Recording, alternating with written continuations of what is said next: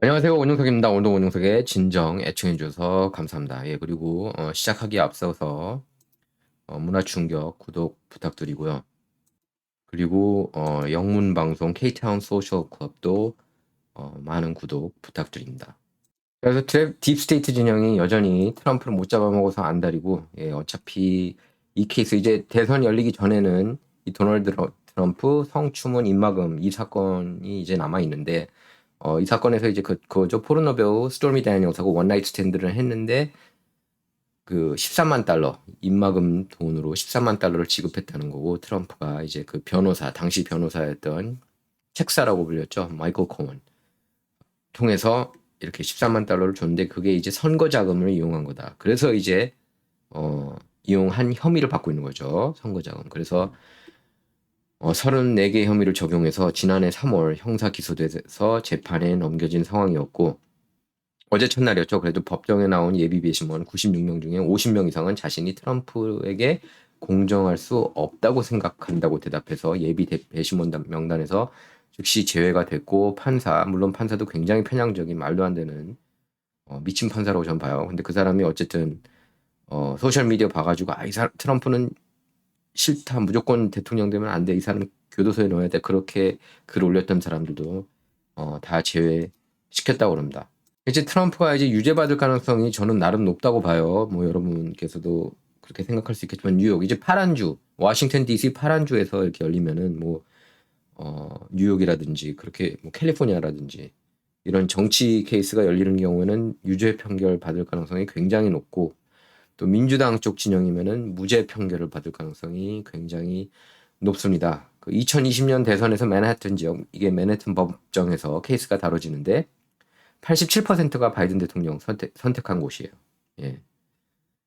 그래서 이게 뭐 6주에서 8주 정도 걸릴 거라고 그러는데, 예, 트럼프는 이동 안에 선거 운동을 사실상 못합니다. 왜냐하면 월요일부터 금요일까지 이게 치러지고, 수요일만 빼고 일주일에 4일간 아침 9시 반부터 오후 4시 반까지 이게 그 법정 케이스가 열리기 때문에 계속 출두를 해야 되는 그런 상황입니다. 근데 이게 꼭 굳이 트럼프한테 꼭 불리하냐? 그건 아닌 것 같아요. 계속해서 지금 뉴스에 연일 톱 뉴스로 오르내리고 있고, 이걸 통해서 유권자들이 이제 특히 트럼프 지지 진영은 열받아가지고, 아니면은 평소 트럼프를 지지하지 않았는데 이건 해도 너무했다, 이렇게 생각하는 사람이 꽤 많거든요.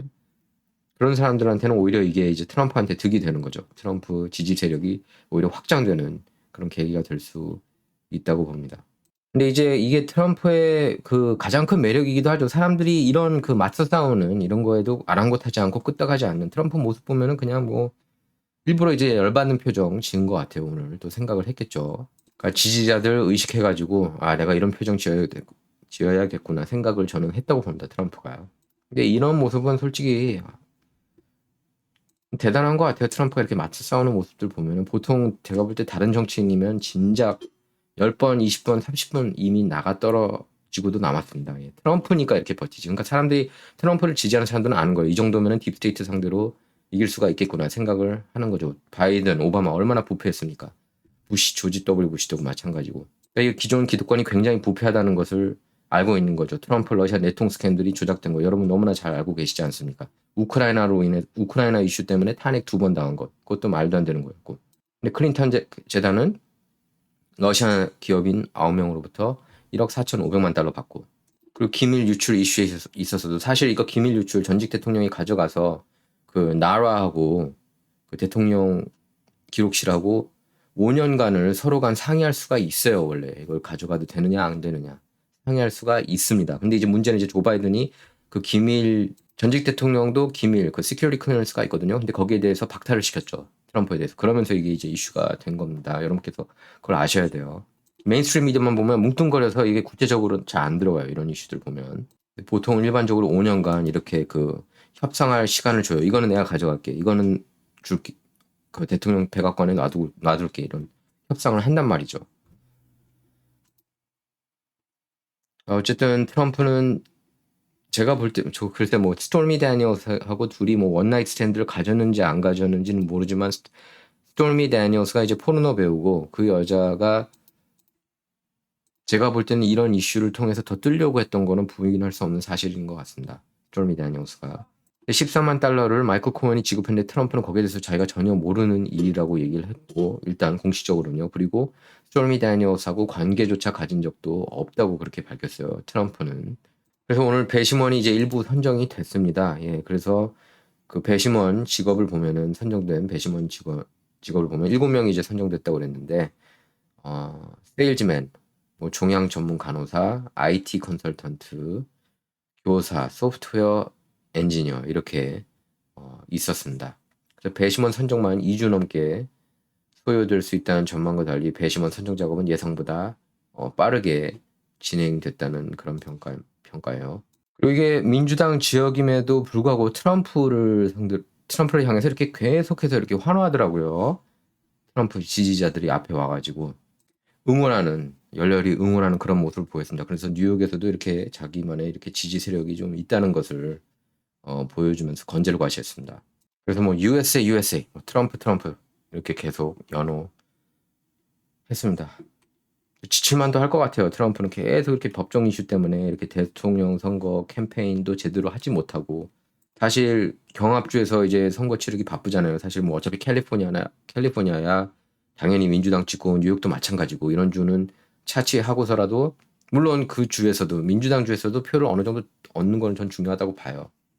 트럼프 입장에서. 근데 이제 미시간, 위스콘신, 애리조나, 펜실베이니아, 그 네바다 이런 데에 가가지고 이제 조지아 이런 주에 가가지고 빨리 이제 좀 표를 더 얻는 게 급선무죠. 자, 그리고 사실상 전 세계 대통령이라고도 불리죠. 세계를 좌지우지하는 뭐 조지 소로스보다도 영향력 있다. 뭐 이런 얘기도 나오고 있는데 블랙록 자산운용사 블랙록 CEO 레리 핑크가 지금 붉은 주 텍사스주 플로리다주에서 지금 걷어차고 있거든요. 블랙록 나가 여기서 꺼져 이렇게 하고 있습니다. 여기에 대해서 또 막 헛소리를 했어요. 레리 핑크가 말 잘못된 정보 사람들이 믿어서 이런 빨간 주에서 사람들이 속고 있다고 블랙록에 대해서 제대로 된 진실을 모르고 있다고. 제대로 된 진실을 아니까 걷어차는 거죠. 블랙록 필요 없다고. 이런 보수주들이. 이런 걸 보면 미국이 희망적이에요. 이렇게 맞서 싸우는 그런 움직임이 굉장히 활발해지고 있다는 것을 알 수가 있습니다. 지금 메인스트림 미디어를 그대로 믿고 따르는 사람들 보면은 한심하다. 이런 풍토가 지금 미국에서 한창 이루어지고 있어요. 굉장히 긍정적인 현상이라고 볼 수가 있겠습니다. 그러니까 이런 걸 보면 이제 트럼프가 이길 것 같고 젊은 유권자들이 많이 이렇게 그 트럼프한테 가는 걸 보면은 또 트럼프가 이길 것 같고 또 흑인 지지율이 높아지고 뭐 최근에 2배로 뛰었다고 그러죠. 한 여론조사에 따르면 그리고 또 라틴계에서 이렇게 바이든보다 또 앞서는 그렇기 때문에 이제 경합주에서도 쭉쭉 이렇게 앞서가고 있는 게 아닌가 싶어요. 지금 미국이 워낙 망가져가고 있기 때문에 트럼프 당선을 계속 염원하는 사람들이 굉장히 많다는 것을 제가 그 주변으로부터 많이 느낍니다. 요새 보면 특히 이제 민주당원들도 많이들 그렇게 얘기를 해요. 이젠 더 이상 바이든 지지 못하겠다고 이러다가 미국 망가진다. 바이든이 한 번 더 당선되면 미국은 끝난다. 이렇게 생각하는 사람이 굉장히 많습니다. 자, 그리고 트럼프를 기소한 그런 검사진이 90% 이상이, 90%가 아니죠. 전부 다 이제 민주당원인데 뉴욕타워포 CNN 보면은 민주당원 소속이라는 거를 밝히질 않아요. 만약에 그게 반대면은 이 검사는 공화당원이야. 저 검사는 공화당원이야. 이렇게 꼭 밝히죠. 메인스트림 미디어가. 여러분께서 분명히 그걸 아셔야 돼요. 지금 보면은 한국 한인 언론들이 그 번역하는 그 방식을 보면은 그걸 느낄 수가 있어요. 예를 들어서 극우라는 말은 써도 국좌라는 말은 안 쓰고 친 트럼프라고는 써도 친 바이든, 친 오바마 이런 표현은 또 안 쓰고 대부분 이런 검사들은 공화당원이다. 이런 표현을 써도 대부분 이 검사들은 민주당원이다. 이 표현은 또 안 씁니다. 마치 민주당은 전부 다 중도 공정한 사람인 것처럼 그렇게 묘사를 한다는 얘기예요. 거기에 속아 넘어가시면 안 됩니다. 대다수 한국 한인 언론들은 많이 속아 넘어가요. 근데 여러분께서는 절대로 속아 넘어가시면 안 돼요. 뭐 심지어는 이제 급진 좌파 인물이라고 봐야 되겠죠. 마이클 몰 다큐멘터리 감독도 트럼프가 올해 이길 거다. 이렇게 얘기를 했습니다. 왜냐면은 민심을 이제 읽고 있는 거예요. 그러니까 이제 뭐 그중에는 이제 트럼프가 좋아서라기보다는 지금 바이든 정부 들어서 너무 힘들어지니까 인플레이션 때문에 물가가 비싸지고 지금 또 다시 유가가 또 요동치지 않습니까? 이러면 또 인플레이션이 더 악화되는 거예요. 왜냐하면 유가하고 같이 갑니다, 인플레이션은. 그래서 트럼프가 뭐라고 그랬어요? 자기가 들어가면은 기름부터 엄청 푸겠다고 한 거 아닙니까? drill baby drill 그랬어요. 자기 경제 정책은 딱 그거 하나로 다 끝낼 수 있다고. 저도 그렇게 믿어요. 100%, 200%, 300%, 500% 믿어요. 기름을 퍼야 돼요. 그래야지 미국 경제가 좋아질 수가 있습니다. 그러니까 화석연료 자꾸 탄압하고 기후변화 노래 부르고 그린 뉴딜 노래 부르는 거는 미국 경제를 제가 볼 때는 망가뜨리려고 하고 미국을 분열시키려고 하기 위한 움직임이라고 봅니다. 자, 그리고 이란이 지난주 토요일 공격을 했죠. 이스라엘을 상대로. 그와에 앞서가지고는 이제 이스라엘이 시리아 다마스커스에 있는 영사관을 이렇게 폭격해가지고 최소 7명이 사망했습니다. 이제 그 중에 이제 이란 쪽 아주 그 최고위층 뭐 최소 2명이 죽었다고 해가지고 이제 이란이 이렇게 보복을 한 건데 이제 이스라엘이 이란의 보복을 또 보복하겠다고 그렇게 천명을 했어요. 예, 그래서 그 이스라엘 매체 타임스 오브 이스라엘은 이스라엘 전시내각 회의가 끝난 뒤에 이스라엘 당국자가 계획은 이스라엘 대응이 무엇인지 이란이 계속 추측하게 하는 거다. 그러니까 이란을 계속 불안에 떨게 하는 게 목표다. 이렇게 밝혔습니다. 그리고 또 이제 전쟁을 촉발하지 않는 선에서 강도 높고 고통스러운 그런 방식의 보복 공격을 검토 중이라고도 했습니다. 자, 그리고 일론 머스크를 보면 제가 볼 땐 트럼프 거의 찍을 것 같아요. 99.9%는 매일마다 이렇게 그 불법 이민 이슈에 대해서 비판하고 있습니다. 바이든 정부 이래 3년 동안 36개 주보다 많은 인구가 들어왔다. 720만이라고 지금 이렇게 썼지만 810만, 850만, 뭐 900만 얘기도 나오고 있어요. 그래서 4년간 한 1000만 명 들어왔다 생각하시면 될 것 같아요. 이게 대통령이 할 짓입니까? 열린 국경 정책. 열린 국경 정책은 한마디로 뭐 살인자, 성폭행범 다 들어오라 이렇게 신호 보내는 거랑 뭐가 달라요? 테러범들 들어와라.